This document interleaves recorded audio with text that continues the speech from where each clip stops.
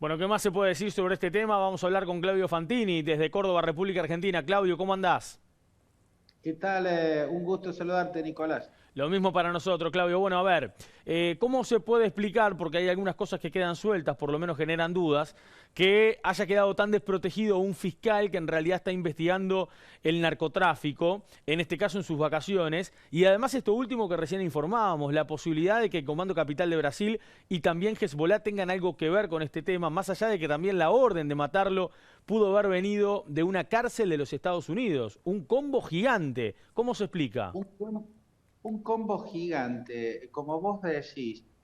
Lo curioso es que un fiscal que está en semejante trinchera en la guerra contra el narcotráfico, que ha emprendido acciones judiciales muy fuertes contra el narcotráfico en Paraguay, país donde es fuertísimo el narcotráfico, pero también contra cárteles narcos del Brasil e incluso de Colombia, haya decidido ir de luna de miel a Colombia, nada menos, lo haya hecho sin tomar ninguna medida de seguridad. El Estado colombiano no sabía que estaba el fiscal Pecci veraneando en Cartagena. Las autoridades paraguayas no sabían que el fiscal Pecci había viajado sin escolta, sin medidas de seguridad, sin pedirle al Estado al que iba a visitar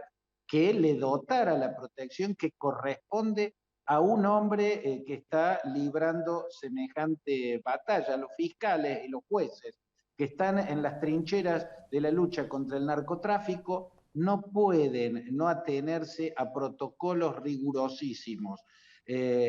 No es la primera vez que uno encuentra un hecho así, un fiscal que llegue a descuidarse tanto, que llegue a no tener en cuenta el inmenso peligro que para él implica desplazarse cuando tiene tantas acciones libradas contra poderosas mafias narcos que incluyen al país donde iba, a Colombia. En el caso de Colombia misma está la historia del asesinato, el magnicidio de Bonilla Lara. Rodrigo Bonilla Lara fue el primero en asomarse y descubrir la magnitud del tumor que significa el narcotráfico. Era el ministro de Justicia del presidente Belisario Betancur, y por haberse atrevido a enfrentar a Pablo Escobar, porque él descubrió el poderío que tenían Rodríguez Gacha, al que decían el mexicano, por un lado, y por otro lado Pablo Escobar, fue Lara Bonilla el que lo hizo sacar del Congreso a la banca que había comprado prácticamente Pablo Escobar. O sea, no podía no estar en la mira, y sin embargo se manejaba en el auto personal que no era blindado y no iba con la legión de guardaespaldas que debió tener para sobrevivir. En el 84 lo acribillaron a balazos yendo camino a su casa en su automóvil y totalmente desprotegido. La historia se repite con Marcelo Pecci, este fiscal paraguayo que también, estando en la trinchera de la lucha judicial contra el narcotráfico, comete un descuido que genera perplejidad, pero que a la vez deja a la vista que son los estados los que tendrían que tener a esta altura de lo que implica el narcotráfico. Yo creo que ya podemos hablar de Latinoamérica como un narcocontinente. Tendrían que tener protocolos que no estén sujetos a las decisiones personales que puedan tener los hombres de la justicia, quienes están en las trincheras, ya sea desde lo político, lo judicial o lo policial, de lucha contra el narcotráfico, tienen que atenerse a protocolos que en este caso ni los tenían los estados, ni lo tenía el propio fiscal que fue asesinado en una operación tipo Breaking Bad, porque verdaderamente la forma en la que se llevó a cabo este magnicidio parece una escena de Breaking Bad. Claudio, una cosa quizás como señalaba sería la parte personal, el cuidado personal y la elección de él de viajar sin custodia, y otra cosa es los requisitos o recomendaciones que hace también el Poder Judicial, por ejemplo, de no exponer una foto de la luna de miel, y bueno, quizás ahí fue el error publicar la foto, su esposa en este caso, del lugar donde estaba, ¿no? Un mínimo descuido. Natalia, así es.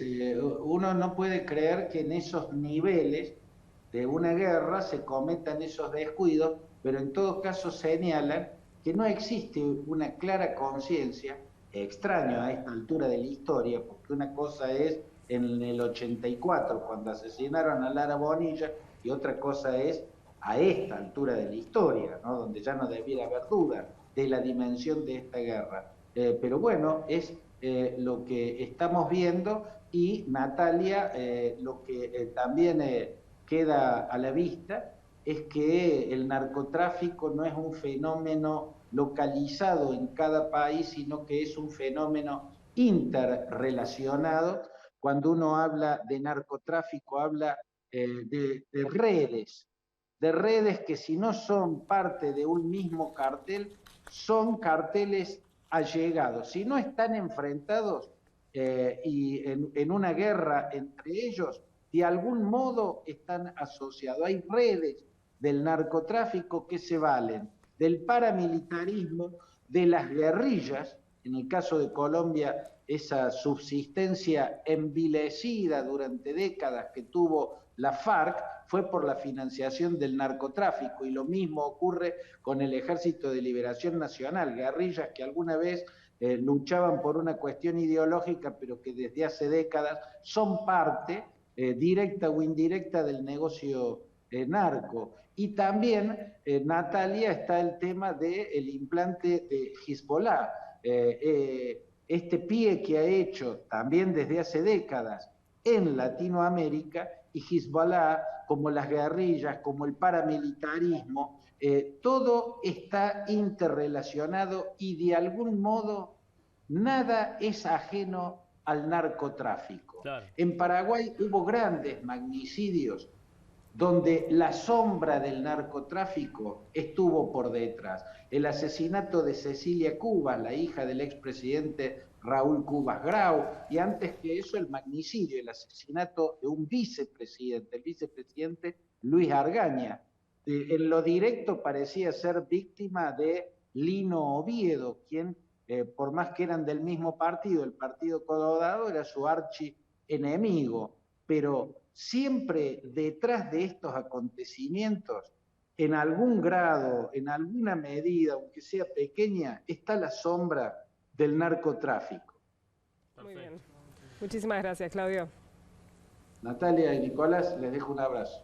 También para vos. Bueno, muy bien. ¿Pausa? Una pausa, enseguida volvemos.